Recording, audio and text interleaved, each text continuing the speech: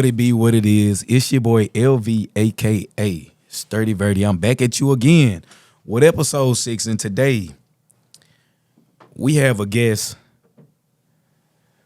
that really has a lot of knowledge and that really brings a lot to fitness, and he speaks a lot to mindset simply because we're talking about someone that has reached an age that is, let's say, he's older than most that are in the fitness realm, and he's knocking it out the park.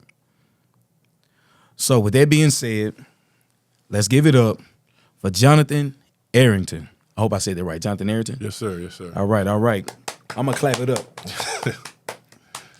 What's going on, brother? How you doing? Doing good. Man, it's a blessing to have you here, man. We had a conversation not too long ago because I run into you at the gym all the time. Yes, sir. Because I always see you working. And it's always a blessing every time I see you. We don't even have to say much to each other because we already know what time it is. You working, I'm working. Hey, what's up? We dab each other up and we keep working.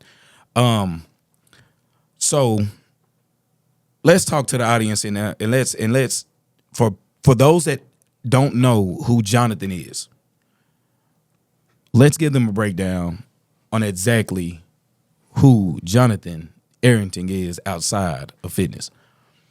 Outside of fitness, I'm an educator, math teacher. Been teaching for 25 years. Let's go. Actually retiring at the end of this year. But, yeah, that's my main deal. I'm a math teacher outside education. Really like a math nerd, really, real into mathematics. And really, work, family, Yeah. and fitness, that's kind of it. That's Work, family, and fitness. Yes, sir. That sounds like a T-shirt. that sounds like a T-shirt, poster board, all of that good stuff. Mathematics. So were you always a math nerd in school? Was that always a thing for you? I was always very good at math, yeah. Oh, man, that's almost good. almost naturally, yeah. Oh, so you just got a thing for numbers. Yes, sir. And they just compute quick for you. Yes, sir. Yes, sir. All right, so I wouldn't say I'm a math nerd, but I have a certain thing. I have a knack for timing. I don't know what that is for me, but timing, for some reason, there's a beat in my head. It's like a metronome. So when it comes to like music, I can always hear cues, and it's almost like a feeling I have. Right, I understand. So as far as math, is there like what's a cheat code that you would say that you would give to those that aren't great in math? Same cheat code, and pretty much anything you aren't great in, keep working at it. Yeah. Believe in yourself, and just keep fighting until you get there. There we go. Once you stop believing, it's over. That's a tough one. That's a tough one. We'll dive deep into that because belief, that's a powerful thing. Okay, so let's jump into this real quick. So on your Instagram, Jonathan Arrington, and it also says fitness over 50, right? Yeah, over 50 fitness. Yes, Over sir. 50 fitness. Over 50 fitness. Okay, what made you start that journey publicly? The deal was when I was in my late 40s, I saw myself getting out of shape a little bit. And I started. Late 40s. Yeah, Okay. really around the time of the pandemic, so 2020. 2020, I was 48, 49. So Yeah. I saw myself getting out of shape a little bit. And I talked about belief a minute ago. I started to believe. That's kind of what happens. Actually, when I was younger, I used to think when you're 50, you stop lifting heavy, start using machines, stop sprinting, you just start walking. I had all this stuff planned out. So I kind of, felt the decline and was kind of accepting it and going along with it. And then I seen this video, and I say this all the time. I don't know who the person is, but I have a better idea now. I just can't remember his name. But it was like a 40-year-old bodybuilder competing Mr. Olympia around this. He was 40 years old around this time and was just in great shape as the rest of the people. And I was just saying to myself, and I know bodybuilders take steroids, but still they're all taking steroids. And I say if he can still do it at this age, why can't I? So that kind of inspired me to kind of go harder at it. And when I just changed that belief, because I was struggling with weights I normally hit, and I would just say, it's just time. I'm just getting weaker. But once I changed the belief and started working, I saw my strength coming back, saw my physique come back to what I'm used to, and saw also all of it. That's why, belief is big in fitness, but in anything really. Once you decide you can't do it, it's over with. And I think that's a big thing for for people as they get older, they believe, this natural decline is here, so I might as well start easing up. And that's one of the main reasons why I started the page, because that guy inspired me. I'm seeing what he's doing. Right. Oh, it's still possible. So let me also show people what I'm doing at the age of 50, and it's still possible. Man. And that's motivation for me. Like, I just celebrated my 37th birthday this year, in March. And I'm closer to 40 than I am 30. And time just keeps going. And when I see a lot of my old classmates and things of that nature, and they make excuses on why they can't do this, why they can't do that. Oh, I don't have time. We have time for everything. Anything that you want, you make time for it. So what you said was so powerful, belief. If you believe you don't have time, then you won't have time. Yeah. Whatever you place that belief in. One thing, I read a book called The Power of the Subconscious Mind, and that book says that when you tell your brain something, regardless on if you're lying or telling the truth, it's going to believe you. Yep. So if you believe that you're not good enough for something, then you're right. If you believe you are good enough for it, then you're right. You're right both ways. So what you said was very powerful, and I really appreciate that. Belief is everything. That's key. Y'all heard that? Belief is everything. Yeah, in a fitness journey, it's just as important as exercise and diet, if not more important. Mm-hmm. Because you can't optimize the results of exercise and diet if you don't believe. Like if I don't believe my fitness routine is going to be effective, I'm eventually going to quit because I don't believe in it anyway. I'm just kind of going through the motions. Ooh, that's tough. If I don't believe my diet is going to give me the optimal results, I'm gonna slack off. So it is just important, if not more important than the actual exercise and the diet when it comes to fitness. So at what moment? Okay, so at what moment in fitness did you decide that, hey, this lifestyle that I'm living, because I know you did say at your 40s, this lifestyle that I'm living, I want to promote this. I want to make this something that people can gravitate to, that they can love on. What made you create Dallas Hill Sprints? What made you create that? Where did that come from? That's a good question. So really, a lot of this happened around the same time, around 2020 and the pandemic. So 2020, the gyms are shut down. Everybody's getting out of shape. I'm working out at my house, but I'm still out of shape. I'm running at the park. I'm still out of shape. So pandemic's over. I had a sprint group we used to work out together. One of the best groups I worked with, we were, what do we call ourselves? Fit and Fury. We would do track workouts all the time. Okay, yeah. So in 2020 is the pandemic. We were doing this since like 2012. So we were working out together for a very long time. But the pandemic hits, everybody goes their separate ways. So we get big guy, the gyms are back open. I'm starting to lift. I'm starting to work a little bit. But when I started going to the track and sprinting again, that's when I really saw my results coming.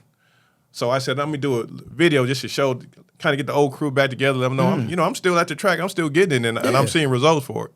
So I really put a video out just for that, just to show I'm at the track, and kind of surprised me how it blew up. It was like my first time putting a video out on Instagram, and it kind of at least blew up for what I was used to, because I actually have a math YouTube page. Yeah. That was fairly successful, making pretty good money. What's the math YouTube page? Let's shout it out real quick. It's just my name, Jonathan Arrington. Okay. Yeah. Jonathan Arrington. Y'all check that out if y'all need some math tutoring. So it was pretty successful. I was actually making more money than I thought I should, even though I was putting a lot of work into it. But the little Instagram video got way more views than my math videos were getting. Mm-hmm. So I was like, oh, this is interesting. So at first I was just like, I'm gonna make some money off this. So I did my second video. Basically the first video, because the first video was me working out at the track, no music, no text. I mean, you can hear me walking down the bleachers. Yeah. So I said, no edit, nothing, right. I said, if I put some music and stuff to this, it's about to kill it. So I add some music and put some scripts and stuff, post it, kind of, sit back, wait for the world to change, and it flopped. Okay. So this one flopped. Right. Okay. So I kind of gave up on it, which is ironic because I put in blood, sweat, and tears a bit of that math YouTube page. But here I was like, I just gave up. And then one day I was just at home, really just bored, and I was trying to figure out how to put like voice messages on Instagram, just kind of playing around like how people were making their reels. Mm-hmm. So I really just did some push-ups in my game room upstairs, put some inspirational quotes next to it, and that blew up out of the world. That video, that's my third video. Probably a top 5 as far as views that I got. How many views did you get? It was close to 1 million on that one. Yeah. Come on. We talking about 1 million views. We talking about an M, y'all. And that was talking about an M, man. That's just me I was just doing push-ups. Yeah. And then I said, I was like, okay, I can kind of do this. So what I started doing is just started filming myself. It was kind of awkward at first because I used to kind of look funny at people in the gym with their tripods and stuff. Yeah. But I'm like, man, this is taking off. I got to start filming in the gym. So I started filming in the gym, started putting stuff out there, just started building and building. Didn't have a real direction per se. I was just kind of, what made me do videos is I would hear an audio I would like, and I would just add clips, gym clips to it. But around 30,000 followers, that's when I started seeing people come up to me and say, I see your stuff. And they would always say, you motivate me. And I didn't know I was just really trying to entertain. Yeah. They just kept, man, you motivate me. You're the reason I'm at the gym. They would tell me that all the time. That's cool, so man. From that, I'm like, okay, this is my angle. So I really, zeroed in on trying to make motivational and inspirational fitness content. Let's go, man. Let's go. Motivational and fitness-related content. Man, hey, that speaks so much to me because that's who I am as a person. I feel like I was put on this planet to uplift, to motivate, to speak to those who feel like it's over. It ain't never over. Right. Every day you get up and you got breath in your body. I say this every single day. Another day, another way. Every day you wake up, you got another way to make something happen. Yes, sir. You have another day and another way to make something change. Because one thing that I do know in life, the only permanent thing in life, in my opinion, is change. Because everything changes. Yep. Everything changes. And we gotta get used to that concept. Change is powerful. Change it can be good or bad regardless on how you look at it, but a lot of times I don't look at most things bad. I look at it as redirection. Just because it may hurt a little bit don't mean it's bad. That may be, hey, go this way instead of going that way. Maybe that's not what you need to do. Maybe you need to do this. I feel like it's redirection. That's how I feel personally. So what keeps you motivated at this stage of life? Matter of fact, since we're talking about stage of life, let's let the audience know, how old are you, if you don't mind me asking? 54. 54 years of age. At 54 years of age, what keeps you motivated at this age? That's an interesting question. There's not a whole lot of motivation, to be honest with you. It's habitual at this point. It's lifestyle. Okay. It's just embedded in my life. So yeah. I can easily brag on how motivated I am, or even it's not even discipline. It's just kind of what I do. So yeah. I always make the analogy of brushing your teeth. When you were young, at a certain point, you brush your teeth. And, when you started, you probably weren't that consistent. Then you might have got a cavity, and then that might have motivated you, okay, I need to do this more, or else I'm going to get more cavities. So then you got motivated. But after brushing your teeth for 20, 30 years, you're not necessarily thinking I'm doing this. It's just the thing you do every morning and every night. Mm-hmm. And really that's kind of what working out is to me at this point. There's very little motivation. I hear people talk all the time, I'm working out when I don't feel like it. I rarely don't feel like it. I rarely do feel like it. It's really an indifference. It's just, this is the place I go at this particular time. The only time I got to find motivation if I'm going out of my habit. Like I normally work out after work. Like if we're for schedule, I got to work out before work. That's when it's, sometime I may not feel like doing it. But if it's my normal habit, it's nothing. It's second nature. It's almost like blinking. Uh-huh. Okay.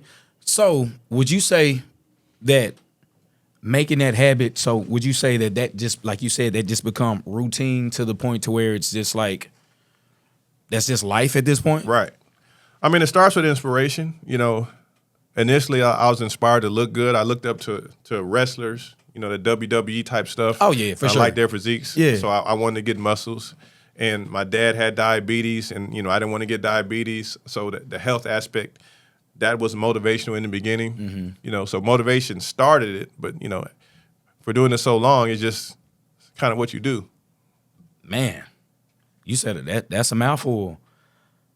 For those of y'all that are depending on motivation is only the spark. It's only the spark. Routine is what keeps it going. Routine creates everything else around it. From what I'm hearing, routine is bigger than discipline. Routine creates all of it. That's powerful. That's powerful. Jay, I appreciate that. That's a message right there, routine. It's routine. Yeah. And you see people talk a lot of time, they'll say, you know, F your motivation. It's about discipline. I'm not saying motivation is extremely important. Like, right. You motivation is powerful as ever. The seed has to be planted at least. Right. As is discipline. But it really goes like this. You start out with motivation that helps you keep going. Like when you first start out, man, I don't feel like working out, but I don't want to look like this, man. Let me go to the gym. And then after getting the routine, you get discipline down, and that's the second stage. But the level when you're there is a level of habit, it's a level of routine, it's a level of just lifestyle. Mm-hmm. What's one misconception that you believe people have about being over 50 in fitness? Probably the same thing I had that you can't still be strong, like you can't lift heavy or heavy as you used to. Mm-hmm. I lift around the same I was doing in my 20s. You can't be explosive, like you can't sprint and do stuff like this. Maybe you can jog around the neighborhood, but you can't sprint. Mm-hmm. I still sprint. Or if you do look a certain way, if you do these things, you must be on TRT or something. Mm-hmm. I'm not on any of that junk. So, you know, it can be done, or your testosterone lowers. I don't really know what my testosterone levels are, but I figure they're not low from the stuff I do. Mm-hmm. And I think if you do the right things when you're young, you will naturally keep high testosterone levels. I think people get lower as they get older because of the lifestyles and the habits in which they choose. And it's just catching up with them. Yes, sir.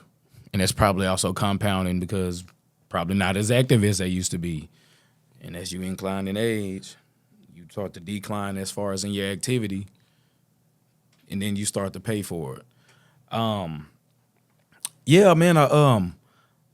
I know a lot of my classmates that deal with a lot of that simply because of in a lot of injuries come from that. So, you know, let's say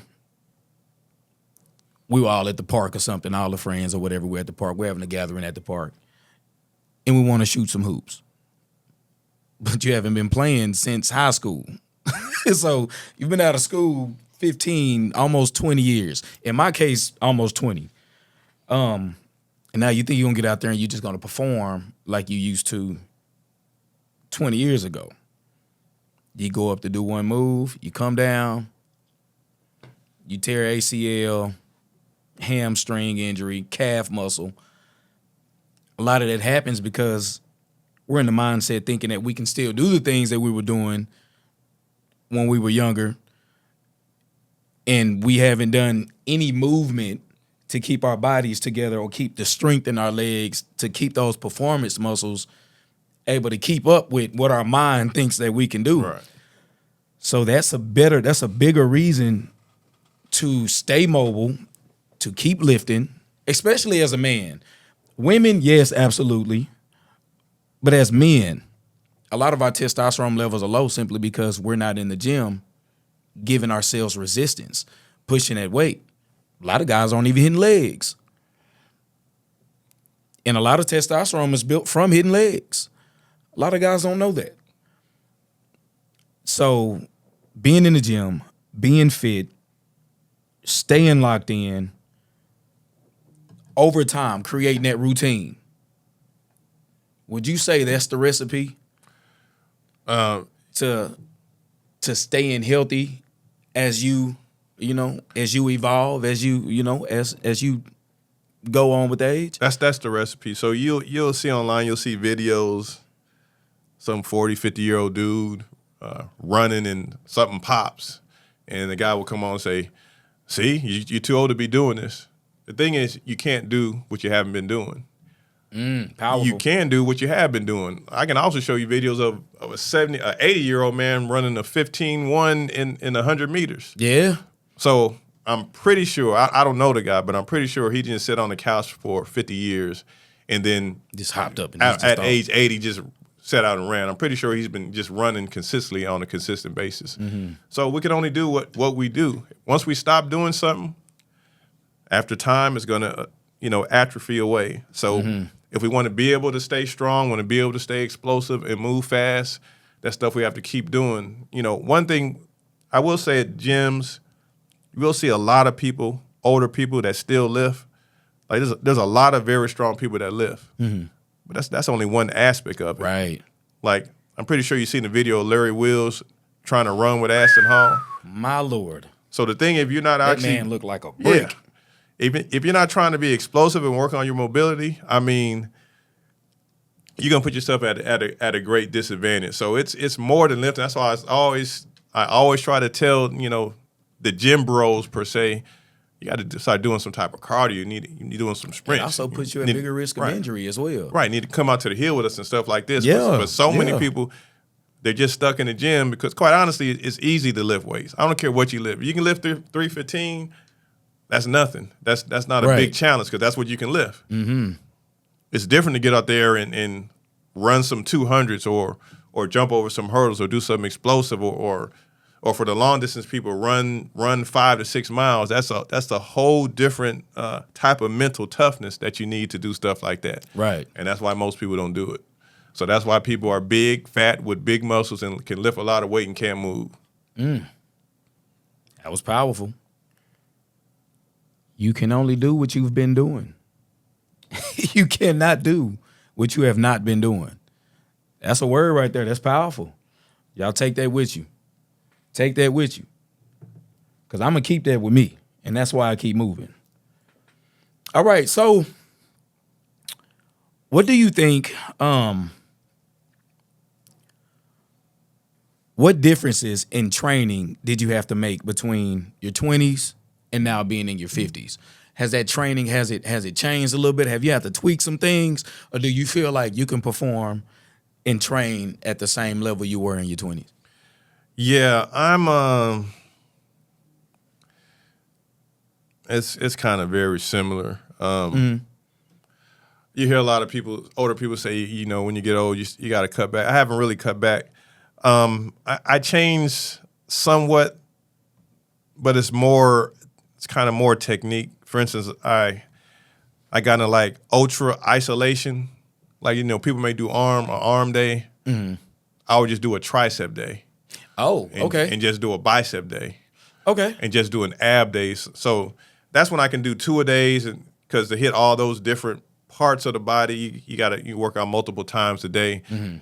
So it's been a couple years since I was doing that, but that's kind of one change I started. But as far as lifting heavy, doing all that stuff, kind of rolled just like I did in my 20s. The one thing that I'm working on improving that I haven't got to the level I need to right now is just mobility and flexibility. Mm-hmm. So I wish I had implemented more of that when I was younger, and that's a change I'm trying to do. So that's one change I'm trying to do. That's a work in progress. Like routine. It's very easy for me to go to the gym and lift. It's very easy for me to go to the track, go to the hill and run because that's part of my routine. Yeah. Yoga, Pilates, stretching is not. So that's harder to incorporate. So that's kind of in the motivation phase right now. And so that's something I need to work on to get more consistent with. So that's probably the biggest change of stuff I didn't even think about when I was in my 20s and 30s, flexibility and mobility. Oh, yeah, for sure. That's one thing that I've been keying on this year. That's been a big thing for me. Just working on flexibility and mobility, man, simply because as fellas, a lot of us, we have a lot of trauma and stiffness in our hips. A lot of times, man, in most cases, we don't have a lot of reasons to, spread eagle. Like we don't really have a lot of reasons to do that. However, what I do know is range of motion. That would help. That would help a lot. Just being more mobile in my hips. Deeper squats. I'm sure stronger squats. As far as sprinting, I'm sure that would help with sprinting as far as your range of motion, as far as being able to stride longer and further. Because I see a lot of guys that are very fast on the track. Like even when I was in high school running, I wish like as of today, now I'm wanting to get more into flexibility and mobility. But I wish I would have done it back when I was younger and running track, because I just enrolled my daughter. She's running track now. She's 9, but she's running track now. And watching a lot of those AAU runners, you see a lot of them, they have tight hips.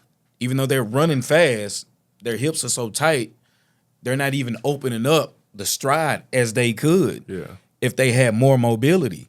So as far as being an athlete, mobility helps all the way around. I don't care what sport you're playing. Would you agree? Yeah, absolutely. Yeah. Well, any sport that you're playing, mobility is the way to go. So I know you did dive and say that you're interested in doing some yoga and some Pilates. I would like to see you in the class. know, yes, sir. Let's hop in the class together, brother. I know some phenomenal yoga instructors. Shout out Channing. Shout out Coach Rowe. Shout out Raven. All my yogis out there, I appreciate y'all. Shout out Shonda. I've done Channing before. How do you feel after Channing's class? Did she whip you real good? Yes. It's a certain level. There's different levels of strength.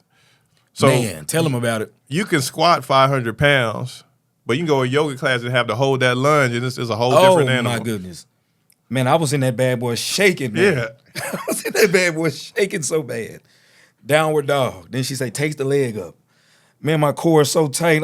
My glutes locking up. Man, oh my goodness. Yeah. Even something I do every day, push-ups. For some reason, push-ups in that class are the hardest ever. Why is that? I can do 100 push-ups at any given time. Now I get in the yoga class. I can't do no, man. Yeah. I just posted a video about that. That's funny. Man, I'm doing them push-ups. Man, them push-ups tearing me apart. Okay, so another question. As far as you being, so let's say now in your 50s, let's talk about recovery. What does your recovery routine look like? Because just as important as it is, to work out, lift, run, sprint, all of these things, how does recovery look like for you? That's a great question. You're familiar with Shaquille O'Neal, correct? Absolutely. One of the most dominant basketball players in his prime, right? But he had foibles. He couldn't make free throws, correct? Correct. I have flaws as well. Mm-hmm. And so recovery is one of my flaws. Oh yeah, okay. So I'm so, I don't want to use the word addicted. It's just, maybe that is a proper word. I'm just so addicted to it. It's very hard for me to not do it. To take some time, right? And just. So I'm not gonna say I'm 7 days a week. Sometimes I am, but I'm really 6 days a week, pretty much. So I don't do a whole lot of recover. I need to. It's hard to do it. Mm-hmm. Yeah. So I will admit I'm not the best recovery guy in the world. That's good to know, man. That's powerful to know. But you need that recovery, yes, sir. brother. Yes, sir. We gotta have it. We gotta have that recovery, man. Big shout out to our stretch people out there, that actually, lay you down and give you a full stretch. I've met a few of you people. We don't have them at Crunch. However, they are at EOS, so shout out to EOS. A good stretch team out there at the tank, as they call it. Yeah, and I did that for, maybe 2 years. I was doing that stretch. I was doing that. Okay. How did you feel about that? Do you feel like it helped any with your recovery or flexibility or mobility? The jury's still out on that. Okay. All right. All right. All right. I respect that. We respect it. We respect it. We respect it. He said jury's still out on there. So he's still trying to figure it out. He's still working through it. Still working through it. All right. So now let's jump back into mindset. As far as, let's say, as far as lately, do you feel like there has been a moment that you have gone through to where you felt like you lost? So, because now I'm going to dive back into that motivation word. Because I know you said you jump in a routine. So there hasn't been any time lately to where you feel like you kind of got knocked off your pivot and you needed to shake back and get back on your point? Yeah. Fitness is a journey, and journeys have valleys and peaks. Yes, sir. So, yes, sir. And it's a little bit different when you're older. So you can have your elite physique, whatever that elite physique is for you. Mm-hmm. And I'm not a bulk and cut guy. I'm a rip year round guy. But even with that, there's that elite physique. It's not going to be at that elite physique for the whole year. So it's going to be ups and downs on that. Mm-hmm. For reasons I still don't understand. So the thing that happens when I go through a peak where my physique isn't as elite as I think it should, that's when I start thinking, is my testosterone going down? Is my metabolism, is the age finally, catching up with me? So that doubt comes in all the time. So the enemy is always on your shoulder, right? And you got more reasons or excuses when you're older, like, because it's kind of supposed to happen. So yeah. Maybe I do need to go take some TRT or whatever. So I definitely get those thoughts, but then I just keep grinding. The overall belief is still there, though there's doubt. The overall belief is still there, and I keep grinding, and then I see the sun come out again, and I see that ultimate physique that I really like coming back. So definitely go through those doubts. But I even with those doubts, I still ultimately believe and ultimately keep working. And that's how I can rise again. Whenever I get to the point where I don't ultimately believe and don't keep working, I'm done. Now, there may be a point in life, I don't know, 60, 70, 80, where a certain physique I can achieve. I don't, maybe that's possible. But I know I won't achieve it. I don't believe I can. So I would rather believe I can and not achieve it than not believe I can do it when I could have achieved it and cut myself short. That's tough. That was a bar right there. That was a bar. I would rather believe in myself and try to achieve it, opposed to not believing and wishing what you could have done. Man, that's tough. That's tough. Lock in on your mindset. Lock in on your beliefs. That says a lot, man, because at the end of the day, you are all you have. And if you don't believe in anything else, believe in you first. Pour into yourself. Lock in, because you cannot pour from an empty cup. Man, I was told it's hard to trust anyone who doesn't believe or love themselves, but they put that belief and love in everyone else. And when I sat and thought about that, I was like, you know what? That's kind of true. Matter of fact, Maya Angelou was the one that said that. And I sat back and pondered on that. Like, there's some truth in that, simply because it's, how can you really trust or love someone else if you don't have that trust, love, and belief in yourself? How can you put that out if you don't have that? If you don't look in the mirror and see that, how can you look out the window and give that to someone else? Man, that's tough. That's tough, man. Hey, we got a teacher right here. I'm learning. I'm being schooled today. Hey, I appreciate that. I love that. Okay, so cardio versus weightlifting and training. What would you say your balance is with those? What's your balance between, your cardio and your lift days? What does your split look like? How many cardio days do you have? How many lifting days do you have? What does that look like for you? I will probably do cardio. And kind of the main cardio I do during the week is like, guess you would call it hybrid athlete type of training. So it's like running and working out and running, that type of stuff. Okay. So I do that 2 or 3 times a week. And then just cardio, like on the hill or on the track, I'll do that twice a week. So overall, I'm hitting about 4 times a week. Okay, cool. Okay, so you're lifting about 4 times a week. I'm lifting 6 days a week. 6 days a week. Okay, 6 days a week. So y'all hear this. If he got time, you got time. You got time to go to that gym and do something. You got time to walk, jog. You got time to go to the hill sprints on weekends. When do we have the hill sprints? When do you have the hill sprints? Saturdays and Sundays at 1 p.m. What's the location? Townview High School. Townview High School, Saturdays and Sundays, 1 p.m. You ain't got no excuse?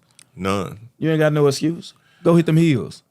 And just on the hills, because the most common comment I get when, people talk to me about it and why they don't really want to go, everyone says, I'm not fit enough for it. I say to people in the videos, Yeah. man, anybody can get up and do the hill. Maybe you aren't sprinting up at 50 miles an hour, but you can walk up that guy. I mean, you can get up the hill. Maybe you can't jump over the hurdles. You can step over them. So there's always modifications. Yeah. I think everybody can get out there and do something. You don't have to be an elite athlete. Anyone can get out there and get to work. Talk to him. You don't have to be an elite athlete. Just get out there and start. That's the motivation right there. Just start. You don't have to get out there and go crazy. You don't have to get out there. You don't have to look at your neighbor and do what your neighbor's doing. You don't have to compete at that level. You don't have to. You're competing against you. Go out there and start. If it's a jog one day, let it be a jog. But one day that jog is going to get a little easier. And that jog, turn it up a little notch. Then you keep turning that thing up. And you stay locked in and you keep turning it up. And by the time you look back, you'll be like, man, I remember when I was just walking up this hill. Now I got a full sprint. And I'm getting up this hill like it's nobody's business. Stay locked in and believe in yourself. Belief is one of the main things. Y'all heard how this belief word keeps coming around? You got to believe here. You got to see here before you can see out here. You got to see yourself up here first and believe that and lock in.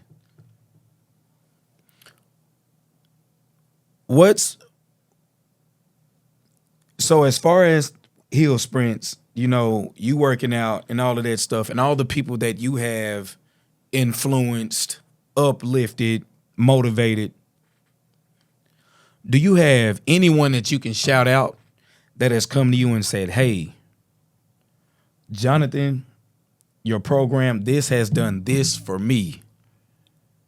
Is there anyone that you would like to shout out and give some kudos to? Man, it's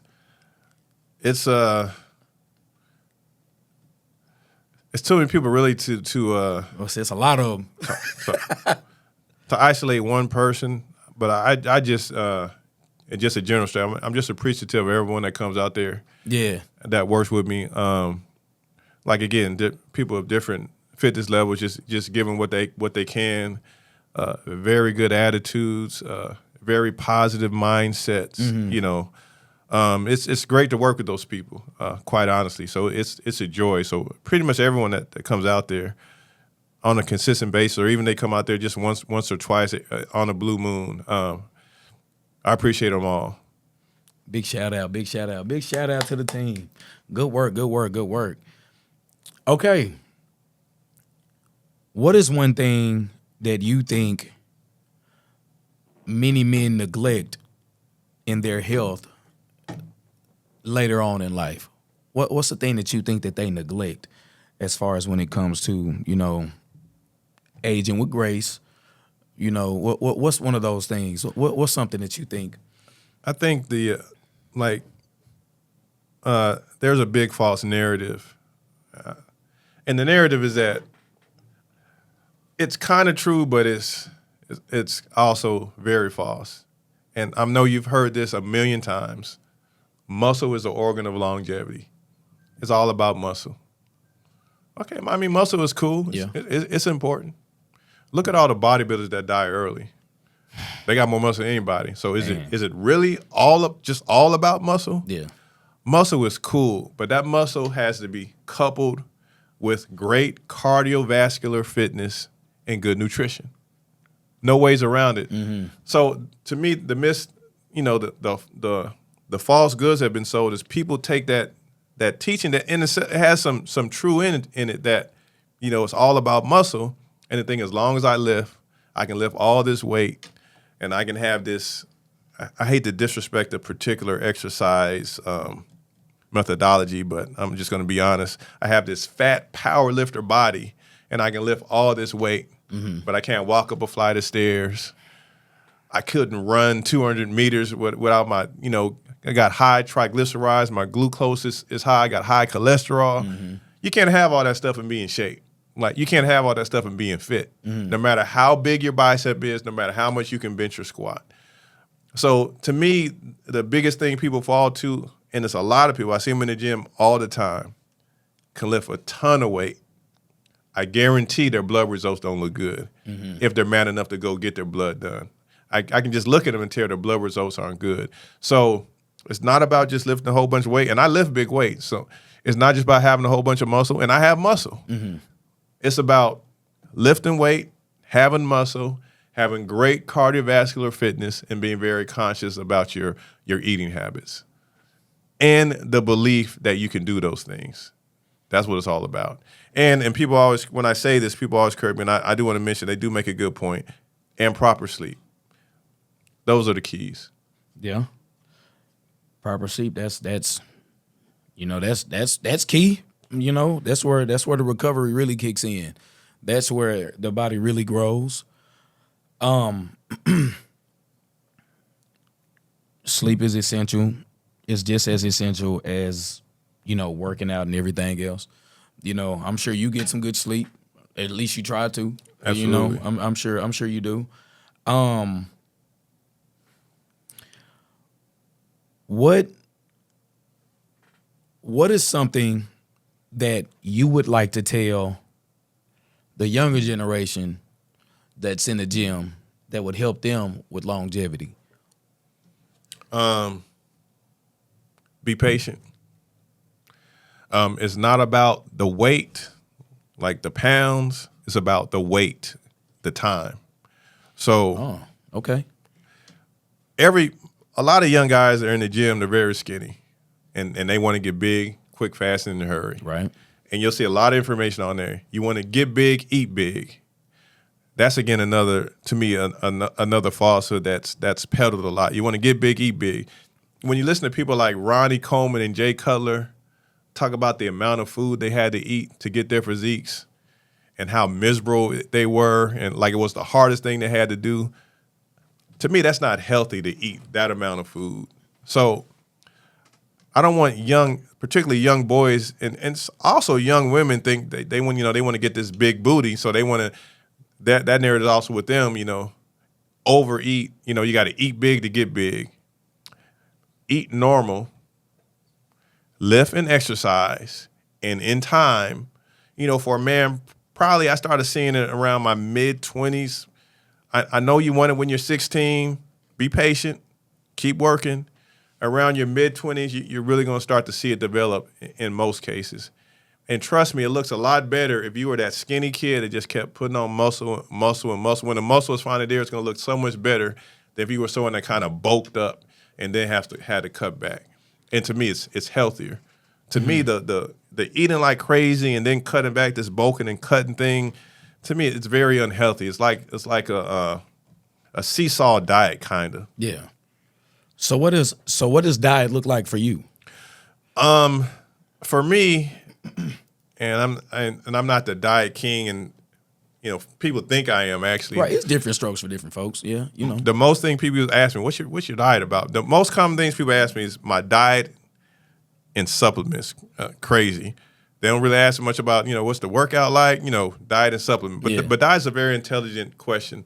I'll put my diet as so.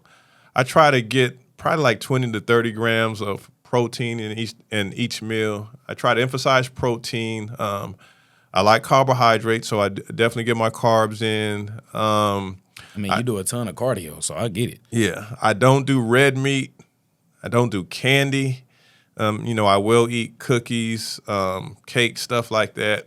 I don't drink soda, but I will drink lemonade, fruit juice. Basically, my main deal is I try to make sure I get in a quality amount of protein. Yeah. That's maybe 100 grams of protein, like 30 per meal. Again, I think the narrative, you got to get 1 to 1.5 of your body weight in protein. I think that's crazy. Like, for me, eating 200 grams of protein is crazy. It's like 70 grams per meal. So I never understood. Yeah, that's crazy. I never understood that. So just getting quality protein and carbs and not overeating. That's really the key thing to me. Mm-hmm. Getting your protein in and not overeating is the key to a good diet. How many meals a day would you say that you consume? I eat the traditional 3 meals a day. Makes sense. Breakfast, lunch, dinner. Yeah, there we go. Because, there's a misconception out there that, like you said, you got to eat big to get big and all of these things. And me personally, that just does not feel good. I tried it. The biggest I've ever gotten was 215 pounds. I'm only 5'10". It felt bad on my knees. I felt so much body weight. I'm literally jogging and my chest is moving with me. I'm like, I don't like how this feels. I just felt too big. Then also, I didn't like the way all the eating felt. All of that eating 5-6 meals a day, that's crazy. When your body tells you when you're hungry, your body tells you what you need when you're ready to eat. And I've just gotten to the point now to where it's like, I walk around at a consistent 200 pounds. Am I trying to lean out a little bit? All I need to do is do more cardio. I already know what I need to do. But naturally, I walk around at 200, 198, roughly 200 pounds, naturally eating regular what I do on a day-to-day basis. Like you said, 3 meals a day. And a lot of people think that, oh man, I know you eating like crazy to keep that weight up. Not really. Not really. Me personally, my ideal weight, I'm looking to get about 185 because I got a little cushion right here that I can get rid of, but it's all good. So I'm gonna lock in on cardio for sure. And people have to understand, you have to know yourself. Like you said, get blood work done. Know what you need. Know what goals you have, because it's not a one size fit all. A lot of people think that you can do the exact same workout this person is doing. You can eat what they're eating. You can take what they're taking, and you're just going to instantly get those results. It's a journey. You got to go on your own journey. Right, yeah. You have to go on your own journey. Okay. What's your favorite body part to train? Probably chest. Chest. Yes. Been there since a little kid. Chest days. Chest days be the best days. I say that all the time. I love chest day. I love it. What's your least favorite exercise? Least favorite?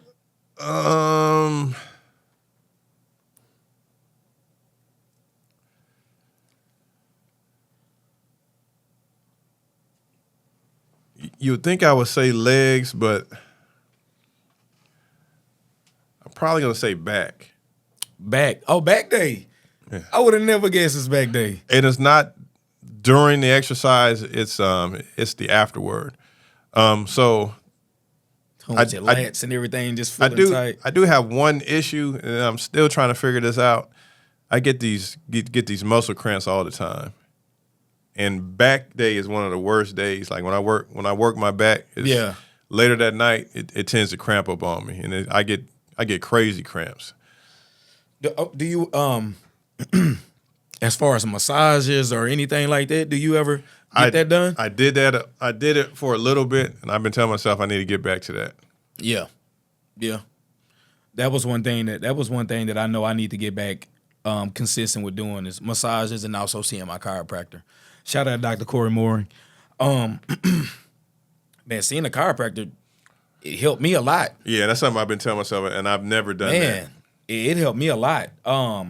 So basically what happened to me was running around with my dog, running around the house. My son had mopped the floor. I came around the corner not knowing, chasing my dog. I'm one of those guys. I'm playing with my face. I do everything around the house. So, man, I hit the corner real quick, man, and didn't know that the floor was wet. And I slipped and I fell on my shoulder. And I misaligned my shoulder to the point to where I couldn't raise my arm. And it was just, the pain was so bad. And I'm one to pride myself. I've never really just had like terrible injuries like that. I guess the Most High, had his hands around me because I really haven't just had any major injuries. So this happened probably like 2 years ago. So my shoulder was pretty much out of there. And I went to go see Dr. Corey. Man, and she realigned my shoulder. And that was my first time ever going to a chiropractor. Hips, shoulders, man, she popped everything. I felt like a new person. After me going to my first set of sessions, I was able to get full range of motion out of my shoulder. I was able to press with my shoulder again. Do I have to watch how I lift? Absolutely, because it was sore for a while. However, I have my strength back. I'm able to press. I'm able to push, pull, whole nine. So going to see a chiropractor, it helped me with my way of life after injury. So anyone that questions that, hey, go see a chiropractor. I would recommend it. I can't speak for everybody else, but me personally, it helped me out. You have yet to see a chiropractor, right? Correct. Man, I would go check one out. I really would. If you any tightness, because a lot of it, we put on so much muscle around those joints. Yeah. We don't relieve them. We need to relieve it and get some oxygen into those joints. So I would recommend that for sure. All right, I got another quick fire question for you. Do you prefer morning workouts or night workouts? I prefer night because that's my routine. It's your routine. So it's been times in my life where I've had to switch. Daughter needs to be taken to her sport or dropped off at school, so I got to work out in the morning.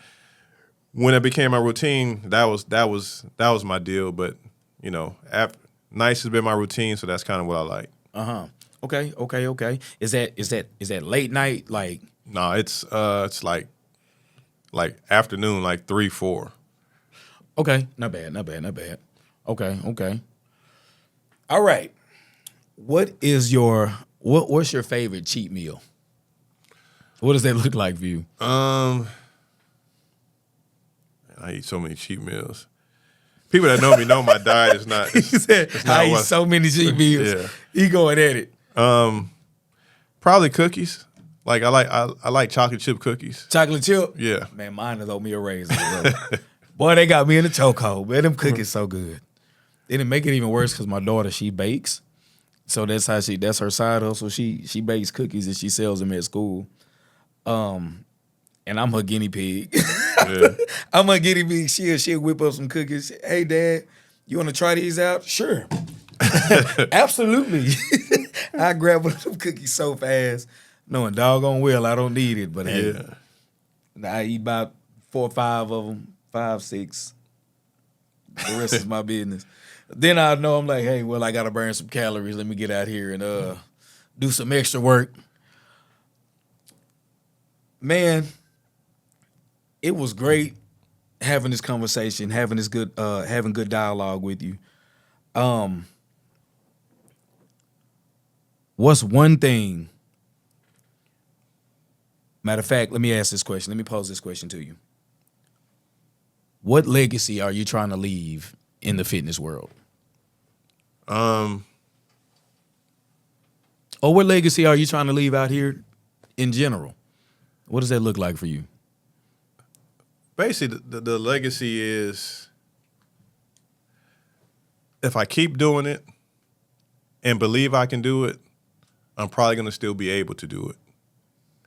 Once I stop doing it, or once I stop believing I can do it, it's guaranteed I'm not going to be able to do it.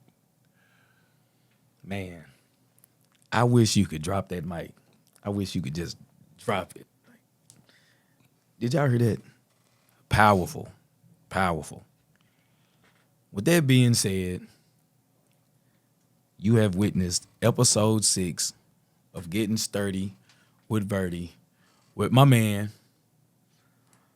Jonathan Arrington. Make sure y'all check him out.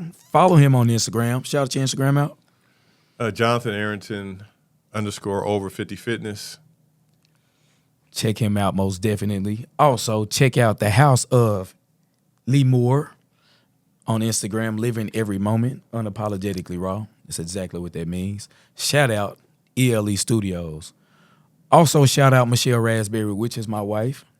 Check her book out, Hurt People, Hurt People. That is on Amazon. We also have physical copies in hand for those of y'all that do love and support us. Great episode. Really appreciate your time. And you have gotten sturdy with Verty. Peace.